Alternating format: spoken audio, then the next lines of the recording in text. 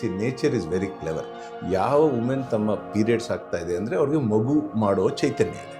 ಆ ಮಗು ಆ ಪ್ರಕ್ರಿಯೆಗೆ ಮೂಳೆ ಶಕ್ತಿ ಇರಬೇಕು. Because end of the day pelvis ಇಂದ ಆಚೆ ಬರಬೇಕು. ಸೊ ಏನ್ ಮಾಡ್ತಿತ್ತು, ಬೋನ್ ಸ್ಟ್ರೆಂತ್ಗೆ ಅಂತ estrogen is to protect her bone. But once ಆ ಪೀರಿಯಡ್ ಸ್ಟಾಪ್ ಆಗ್ತಾ ಇದ್ದಂಗೆ, ಋತುಗಳು ನಿಂತ್ಕೋತಾ ಇದ್ದಂಗೆ, that estrogen work comes down. Okay. So that is where the bone loss is happening. Estrogen ಕಡಿಮೆ ಆದಂಗೆ ಮೂಳೆಗಳ ಸಾಮರ್ಥ್ಯ ಕೂಡ ಕಡಿಮೆ ಆಗುತ್ತೆ to hold on to calcium. So ಅದಕ್ಕೆ ಇದು ವೆರಿ ಇಂಪಾರ್ಟೆಂಟ್. ನಾವು ಇದನ್ನ ಬಹಳ ಅರ್ಲಿ ಸ್ಟೇಜಸ್ ಅಲ್ಲೇ, ಈಗ ಎಸ್ಪೆಷಲಿ ಹಿಸ್ಟ್ರೆಕ್ಟಮಿ ಬಹಳ common.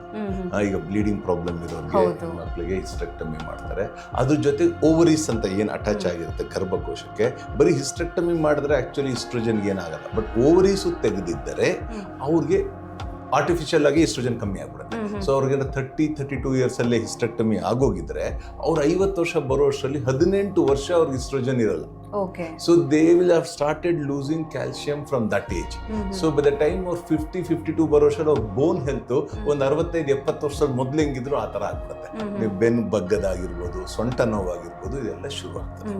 Because what we need to understand, body maximum calcium 32-35 ವರ್ಷದವ್ರಿಗೆ ಇರುತ್ತೆ ಎಲ್ಲರಿಗೂ, ಗಂಡಸಾಗಿರ್ಬೋದು ಹೆಂಗಸು. ಆಮೇಲಿಂದ ಪ್ರತಿ ವರ್ಷ ನಮ್ಗೆ ಲಾಸ್ ಹಾಕೊಂಡೇ ಹೋಗುತ್ತೆ. That is universal. ಬಟ್ ಈ ಹೆಣ್ಮಕ್ಳು with the period problem or menopausal ಅಲ್ಲಿ there is a sudden loss of oestrogen ಕಮ್ಮಿ ಆಗೋದ್ರಿಂದ ಕ್ಯಾಲ್ಸಿಯಂ ಲಾಸ್ ತುಂಬಾ ಆಕ್ಸಿಲರೇಟೆಡ್ ಆಗುತ್ತೆ. ಒಂದ್ಸತಿ ಮೆನೋಪಾಸ್ ಆಯ್ತು ಅಂತ ಹೇಳಿದ್ರೆ ಆಬ್ವಿಯಸ್ಲಿ ಬೋನ್ ಸ್ಟ್ರೆಂತ್ ಕೂಡ ಕಡಿಮೆ ಶುರು ಆಯ್ತು ಅಂತ, ನಾಟ್ ದಟ್ ಎಲ್ಲರಿಗೂ ಹಂಗೆ ಆಗ್ಬೇಕು ಅಂತಿಲ್ಲ.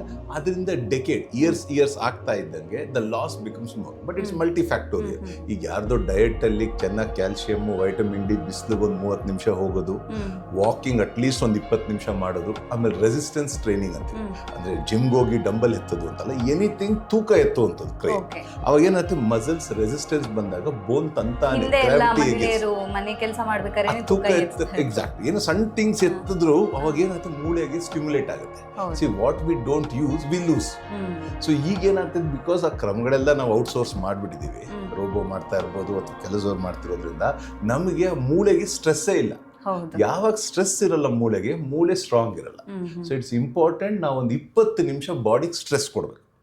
ನಮ್ಮ ಡಿಪೆಂಡ್ಸ್ ಆನ್ ಅವರ್ ಕೆಪಾಸಿಟಿ. ಒಬ್ರು ವಾಕಿಂಗ್ ಮಾಡೋ ಸ್ಪೀಡ್ ವಾಕಿಂಗ್ ಇರ್ಬೋದು, ಒಬ್ರು ಜಿಮ್ಗೆ ಹೋಗ್ಬೋದು, ಒಬ್ರು ಸ್ವಿಮ್ಮಿಂಗ್ ಮಾಡ್ಬೋದು, ಏನಾದ್ರು ಮಾಡಿ some physical activity for at least 20 to 30 minutes is shown best for bone health.